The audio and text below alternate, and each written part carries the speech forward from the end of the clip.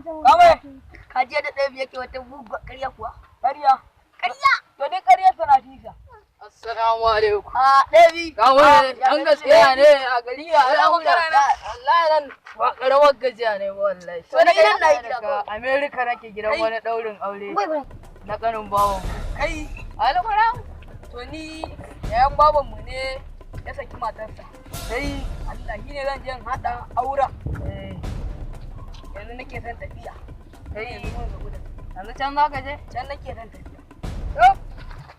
Yau wannan da ɗora zan. Ina. China. Kai.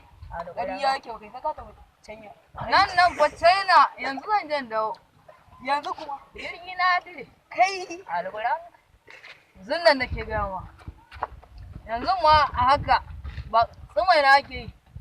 Yanzu nan ina tahowa wani iyo min waya wani kada ake jira yanzu ya za To ya zai.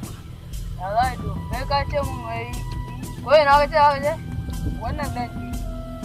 Yayan babanmu ne ya saki matarsa. Shi ne zan kai je. ya kake kai ta ya za a baka ka daure Dan hada ma. yayan nu ba ta kuke ba ta da kanne ya koya ni To ni ne zan je in hada. Ina ban waya zai baka ka hada aure ban waya zai baka ka hada aure kai